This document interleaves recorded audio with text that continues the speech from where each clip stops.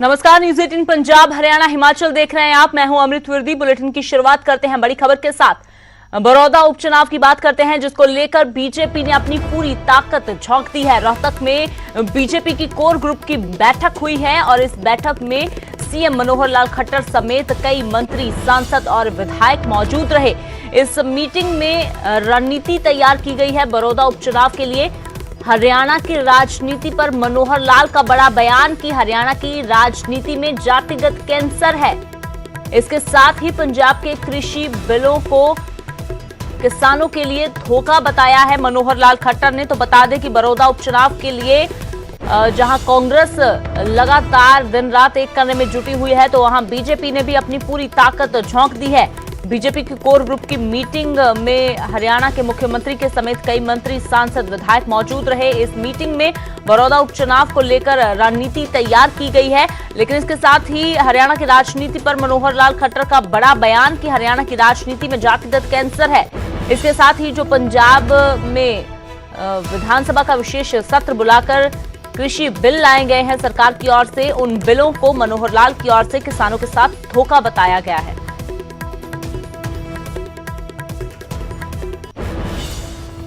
Punjab government में इतना हिम्मत है तो वो ये कहे ना, जैसे हरियाणा कर रहा है कि बाजरा, मक्का, अपना सरसों या सूरजमुखी या मूंग, ये जो फसलें हैं, ये अगर एमएसपी से नीचे कोई खरीदेगा तो उसको 3 साल की सजा होगी। जरा कहें तो सही। फिर सरकार को रास्ता खोलना पड़ेगा कि वो खरीदेंगे। एक दाना नहीं खरीदते फसलों का, और हम 7 फसलें खरीदते हैं ना, राजस्थान भी नहीं खरीदता।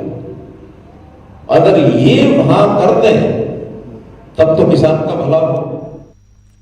बात करते हैं एचपीएससी की, जिसके नए चेयरमैन बन गए हैं Alok Verma. Haryana public service commission के नए चेयरमैन बने हैं आलोक वर्मा। आज राज्य भवन में राज्यपाल आलोक वर्मा को उनके पद की शपथ दिलाएंगे। आईएफएस अधिकारी रहे हैं आलोक वर्मा। फिलहाल अभी सीएम के एडीसी जो जो पद के कार्यरत थे, मौजूदा चेयरमैन आरके पंचनंदा का कार्यकाल पूरा हो गया है और उसके बाद एचपीएससी के नए चेयरमैन बन गए हैं Alok Verma. Haryana public service commission के चेयरमैन बने हैं, जो आज राज्य भवन में अब शपथ लेंगे। राज्यपाल की ओर से उनको शपथ दिलाई जाएगी। आईएफएस अधिकारी भी रहे हैं आलोक वर्मा। तो अभी सीएम के एडीसी जो थे वो इस पद पर कार्यरत थे। मौजूदा चेयरमैन आरके पंचनंदा का कार्यकाल जो अब पूरा हो गया है और अब नई जिम्मेवारी आलोक वर्मा को मिली है।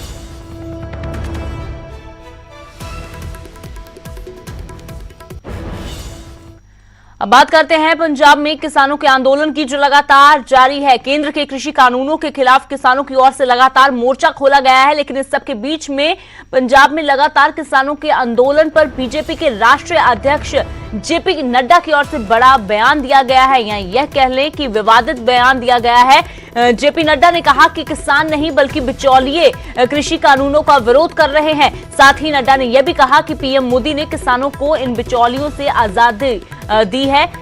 तो वहीं एमएसपी पर भी उन्होंने दोहराया कि एमएसपी कभी खत्म नहीं होगी। तो सीधे तौर पर जहां किसानों के संघर्ष को लेकर विवादित बयान जेपी नड्डा की ओर से दिया गया है, वहीं पर आढ़ती एसोसिएशन में भी काफी रोष है, क्योंकि सीधे तौर पर आढ़तियों को बिचौलिए कहा गया और कहा गया कि ये जो रोष जाहिर किया जा रहा है वो किसानों की ओर से नहीं बल्कि बिचौलियों की ओर से किया जा रहा है, क्योंकि बिचौलियों को हमारी सरकार ने खत्म कर दिया है। और बात बताऊं आपको पंजाब के किसानों के बारे में, ये किसान का आंदोलन नहीं है, ये बिचौलियों का आंदोलन है।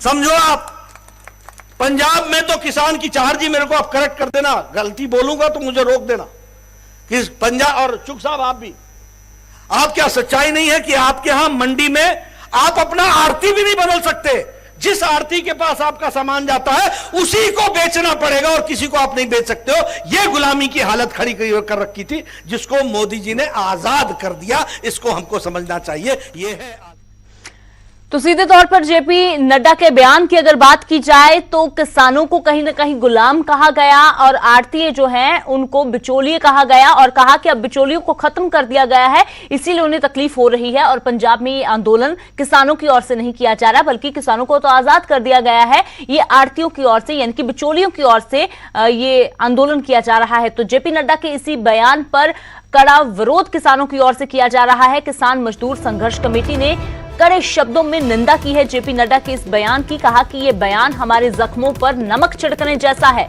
केंद्र के कृषि कानूनों से किसान बर्बाद हो जाएंगे। सरवन सिंह पंधेर जो कि किसान आगू हैं, उनकी ओर से कहा गया कि नए कृषि कानूनों ने हमें कोई मुक्ति नहीं दी है, नए कानून बल्कि बिचौलियों को बढ़ावा देंगे। और सीधे तौर पर जो आड़तियों को लेकर जेपी नड्डा की ओर से बयान दिया गया है उस पर भी सख्त ऐतराज जताया गया है किसानों की ओर से। जेपी नड्डा जी का अज बयान आया भी किसान व्यापारियों के हथों पहलों गुलाम से असीं आज़ाद कर दिते। मैं जेपी नड्डा जी तो पुछना चाहुंदा भी यूपी दे विच तुहाडी सरकार आ, तुसीं कहंदे हो असीं MMPC नूं खत्म नहीं कर रहे, प्रोक्योरमेंट लगातार जारी आ, तो यूपी के किसानों को 700-800 रुपये का लुटिया होया झोना, हज़ारां लखां टन झोना तुसीं पंजाब जाके कोई बेचण जा रहे हो, रोज़ आ रहा यूपी दे विचों, बिहार दे विच की हाल आ। सो इस करके जिहड़ी तुहाडी कंट्रैक्ट फार्मिंग आ ਉਹਦੇ ਵਿੱਚ ਕੰਪਨੀਆਂ ਜਿਹੜੀਆਂ ਆਉਣਗੀਆਂ ਸਮਝੌਤੇ ਕਰਨਗੀਆਂ, ਉਹ ਖਾਦਾਂ ਦਵਾਈਆਂ ਇਹਦੋਂ ਗਾਂ ਖੇਤੀ ਮਸ਼ੀਨਰੀ ਇੱਥੋਂ ਤੱਕ ਪੈਸੇ ਟੈਕਨੀਕ ਸਭ ਕੁਝ ਉਹ ਦੇਣਗੀਆਂ। ਤੁਹਾਡੇ ਕਾਨੂੰਨ ਵਿੱਚ ਵਿਚੋਲੇ ਵੱਧ ਹੋਣੇ ਆ, ਜਿਹੜੇ ਉਹਨਾਂ ਨੇ ਜ਼ਖਮ ਦਿੱਤੇ ਆ ਉਹਨਾਂ ਦੇ ਕਾਨੂੰਨਾਂ ਨੇ ਕਿਸਾਨਾਂ ਮਜ਼ਦੂਰਾਂ ਨੂੰ। ਤੇ ਨੱਡਾ ਜੀ ਦਾ ਬਿਆਨ ਉਹਨਾਂ ਜ਼ਖਮਾਂ ਤੇ ਲੂਣ ਛਿੜਕਣ ਦੇ ਬਰਾਬਰ ਆ ਤੇ ਅਸੀਂ ਇਸ ਬਿਆਨ ਦੀ ਸਖਤ तो जख्मों पर नमक छिड़कने की मात्र है जेपी नड्डा का ये बयान, ये किसानों की ओर से कहा जा रहा है। अब बात करते हैं हरियाणा की, जहां फरवरी 2021 में पंचायत के चुनाव होंगे। राज्य चुनाव आयुक्त डॉक्टर दलीप सिंह की ओर से यह बयान दिया गया है। अगले साल 24 फरवरी तक जो प्रक्रिया है वो पूरी करनी होगी। 6205 पंचायतें, 142 ब्लॉक समिति के चुनाव होंगे। और आपको बता दें कि 22 जिला परिषद के भी चुनाव होने जा रहे हैं फरवरी 2021 में। तो इसके लिए जो राज्य के चुनाव आयुक्त हैं डॉक्टर दिलीप, उनकी ओर से बयान देते हुए कहा गया कि अगले साल 24 फरवरी तक पूरी प्रक्रिया पूरी करनी होगी। आम पंचायतों के चुनाव हैं वो फरवरी 2016 में संपन्न किए गए थे और संविधान के प्रावधान के अनुसार 5 वर्ष की अवधि पूरे होने से पहले दोबारा मतदान कराना जो है वो अपेक्षित है। उसके अनुसार जो है पंचायतों के आम चुनाव जो हैं, छठे चुनाव आम चुनाव जो हैं वो फरवरी 2021 से पहले, जिसमें बल्कि मैं बताने को 24 फरवरी 2021 से पहले संपन्न कराए जाने की संभावना है। इसके लिए सभी प्रकार की हमने तैयारियां आरंभ कर दी हैं। राज्य में जो हैं 6205 पंचायतें हैं, 142 हमारे यहाँ पे ब्लॉक समितिज हैं और इसी तरह से हमारे 22 जो है जिला परिषद हैं, उन सभी में एक बार में चुनाव कराया जाए। बात करते हैं पंजाब के बठिंडा की, जहां से दिल दहलाने वाली वारदात सामने आई है। एक व्यापारी ने पहले अपनी पत्नी और 2 बच्चों की गोली मारकर हत्या की और उसके बाद खुद भी खुदकुशी कर ली। तो ये दिल दहलाने वाली वारदात मामला जो सामने आया है बठिंडा से, हर कोई सन है इस खबर के सामने आने के बाद कि एक पूरा परिवार खत्म हो गया। पुलिस को एक सुसाइड नोट भी मिला है जिसमें 9 लोगों का जिक्र किया गया है, जिसके चलते ही व्यापारी ने इतना बड़ा कदम उठाया। फिलहाल पुलिस ने मामला दर्ज करके जांच शुरू कर दी है, लेकिन इस मामले में आपको बता दें कि एक राजनेता का नाम भी सामने आ रहा है। तो ये बड़ा मामला बठिंडा से सामने आया है, जहां पर एक व्यापारी ने अपने पूरे परिवार को खत्म कर लिया। पहले बच्चों को, पत्नी को गोली मारी और उसके बाद खुद भी खुदकुशी कर ली। तो सुसाइड नोट में 9 लोगों का जिक्र किया गया है। अब पुलिस की ओर से उनसे पूछताछ की जा रही है।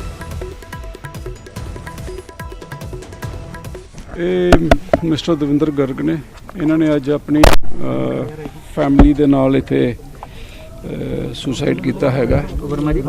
फैमिली दे विच इन्हां दी एक वाइफ है, 2 बच्चे है जिन्हां दे गन शॉट वूंड्स ने ते इन्हां दे अपने भी गन शॉट वूंड हैगा। सरकार ने की गई कोई सुसाइड नोट मिलिया। सुसाइड नोट दे विच 8-9 बंदियां दा नाम हैगा ਤੇ ਬੇਸਿਕਲੀ ਜੋ ਸੁਸਾਈਡ ਨੋਟ ਦੇ ਵਿੱਚ ਲਿਖਿਆ ਹੈਗਾ ਵੀ ਉਹਨਾਂ ਦਾ ਕੋਈ ਬਿਜ਼ਨਸ ਦਾ ਜੋ ਵੀ ਬਿਟਕੋਇਨ ਦਾ ਕੰਮ ਕਰਦੇ ਸੀਗੇ ਉਹਦੇ 'ਚ ਇਹਨਾਂ ਦਾ ਕੋਈ ਸਰ ਕਿਸੇ ਸਿਆਸੀ ਲੀਡਰ ਦਾ ਵੀ ਨਾਮ ਆ ਰਿਹਾ? ਦੇਖੋ ਜੀ, ਉਹ ਵਿੱਚ ਹੁਣ ਬੰਦਿਆਂ ਦੇ ਨਾਂ 9 ਬੰਦਿਆਂ ਦੇ ਨਾਂ ਹੈਗੇ ਆ, ਇੱਕ ਲੇਡੀ ਦੀ ਕਹਿ ਰਹੇ ਨਾਂ ਹੈਗਾ, तो वील इन्वेस्टिगेट ਜਿਹੜੇ भी है कल नाम लिखे है उन्होंने मोबाइल नंबर्स लिखे है। और बात करते हैं अब होशियारपुर के टांडा की, जहां इंसानियत को शर्मसार करने वाला मामला सामने आया। यहां एक 6 साल की मासूम को दुष्कर्म के बाद जिंदा जला दिया गया। पुलिस ने इस मामले में 2 लोगों को गिरफ्तार किया है। दोनों रिश्ते में दादा पोता हैं, लेकिन इस वारदात ने एक बार फिर से हाथरस कांड के जख्म हरे कर दिए हैं। हाथरस कांड ने मचाया देश में हाहाकार। टांडा में 5 साल की मासूम पर अत्याचार।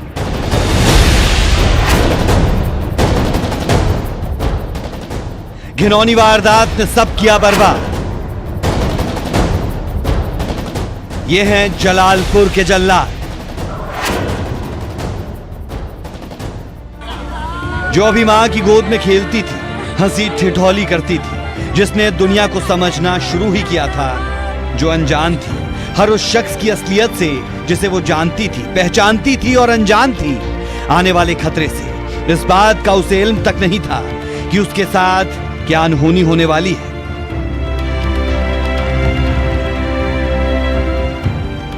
रेप के बाद 5 साल की मासूम को बेरहमी से मौत के घाट उतार दिया गया। पहले दुष्कर्म और फिर उसे जिंदा जला दिया गया। कागज और बोरियों के साथ उस मासूम को तड़पा तड़पा कर आग के हवाले कर मार दिया गया। इस मासूम को जिंदा जला दिया गया। वो किसी से कुछ कहे उससे पहले ही उसकी सांसें दबा दी गई। हैवानियत के इस घिनौने खेल का खुलासा तब हुआ जब मासूम का जला शव बरामद हुआ।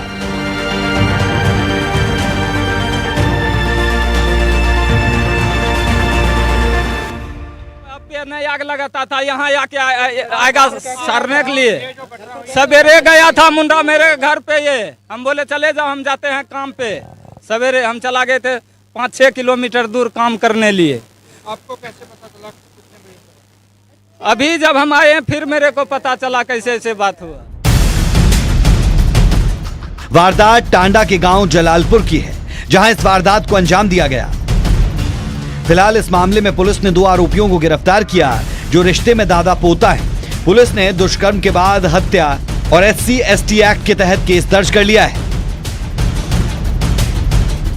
ਇਹ ਉਹਨਾਂ ਨੂੰ ਲੜਕੀ ਨੂੰ ਲੈ ਆਪਣੀ ਹਵੇਲੀ ਦੇ ਵਿੱਚ ਇੱਕ ਤਰ੍ਹਾਂ ਨਾਲ ਉਹਨੂੰ ਕੁਝ ਖਾਣ ਦਾ ਲਾਲਚ ਦੇ ਕੇ ਉੱਥੇ ਜਾ ਕੇ ਇਹਨਾਂ ਨੇ ਉਹਨਾਂ ਰੇਪ ਕਰਕੇ ਔਰ ਉਹਨੂੰ ਸਾੜ ਦਿੱਤਾ। ਤੇ ਇਹ ਬੰਦੇ ਅਸੀਂ ਅਰੈਸਟ ਕਰਕੇ ਦੋਨੇ ਜਾਣੇ ਜਿਹੜੇ ਦੋਨੇ ਦੋਸ਼ੀ ਸੀਗੇ, ਮੁੱਖ ਦੋਸ਼ੀ, ਉਹਨਾਂ ਦੇ ਖਿਲਾਫ ਜਿਹੜਾ ਮੁਕੱਦਮਾ ਨੰਬਰ 265 ਉਹ ਦਰਜ ਕਰਕੇ ਅਰੈਸਟ ਪਾ ਲਈ ਹੈ। ਉਹਨਾਂ ਦਾ ਰਿਮਾਂਡ ਲੈ ਰਹੇ ਹਾਂ ਤੇ ਇਸ ਤੋਂ ਅੱਗੇ ਤਫਤੀਸ਼ ਚੱਲ ਰਹੀ ਹੈ। परिजनों के मुताबिक मासूम बुधवार दोपहर से ही गायब थी। जब तलाश शुरू हुई तो पता चला कि आरोपी सुरजीत सिंह का पोता उसे अपने साथ ले गया, और जब उसकी हवेली में जाकर देखा तो उस मंजर ने सबको सन्न कर दिया। सामने मासूम का जला शव पड़ा था, लेकिन ये शव सवाल पूछ रहा है समाज के हर शख्स से कि उसका कसूर क्या था, क्यों उसे मार डाला, क्यों उसके साथ ये हैवानियत की गई, आखिर क्यों। टांडा से दीपक बहल, न्यूज़ 18।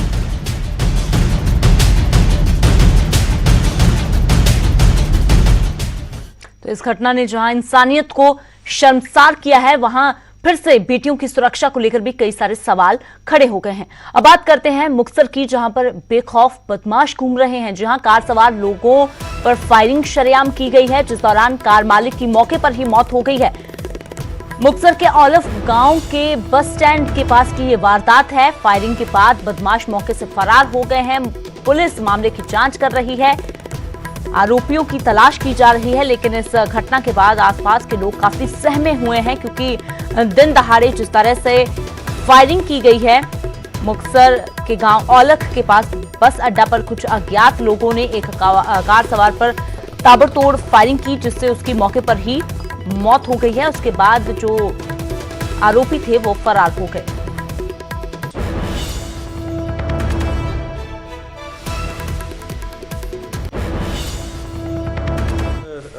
ਦੁਪਹਿਰੇ 3:30 ਵਜੇ ਜਿਹੜਾ ਇਨਸੀਡੈਂਟ ਹੋਇਆ, ਇੱਕ ਰਣਜੀਤ ਸਿੰਘ ਜਿਹੜਾ ਸ਼੍ਰੀ ਮੁਕਤਸਰ ਸਾਹਿਬ ਪਰਕੰਦੀ ਰੋਡ ਤੇ ਰਹਿਣ ਵਾਲਾ ਹੈ, ਉਹਦੇ ਤੇ ਕੁਝ ਅਨਨੋਨ ਬੰਦਿਆਂ ਨੇ ਜਿਹੜੇ ਫਾਇਰਿੰਗ ਕੀਤੀ ਤੇ ਉਹਦੀ ਮੌਕੇ ਤੇ ਡੈਥ ਹੋ ਗਈ ਤੇ ਇਨਵੈਸਟੀਗੇਸ਼ਨ ਹੁਣ ਕਰ ਰਹੇ ਸੀ।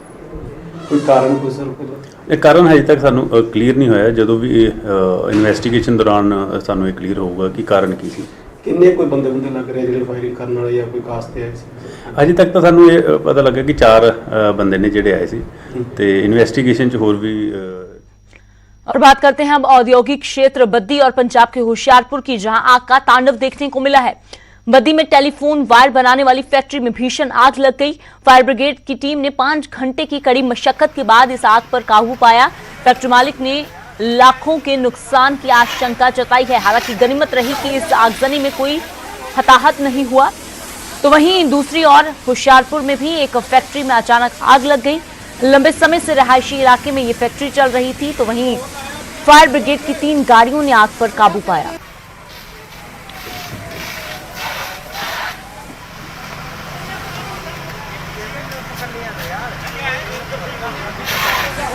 ये 3:25 पे हमें सूचना मिली इसकी कि हिमालयन कम्युनिकेशन कंपनी जो एक वायर बनाती है, तारे बनाती है काठा के अंदर, गांव काठा में, और जैसे हमें सूचना मिली तो हमारी पूरी दमकल टुकड़ी जो है 2 अपनी फायर टेंडर लेके घटनास्थल पर पहुंच गई और साथ में वर्धमान जो फायर ब्रिगेड है वो भी हमारे साथ काम किया और आग को पूर्ण रूप से बुझा दिया। बात करते हैं कोरोना की, जिसकी मार अब त्योहारों पर भी दिखनी शुरू हो गई है। इस बार दशहरा दिवाली से पहले बाजारों में पहले जैसी रौनक नहीं है और ना ही दुकानदारों को खरीदार मिल रहे हैं। यहां तक कि रावण के पुतले बनाने वालों को भी खरीदार नहीं मिल रहे।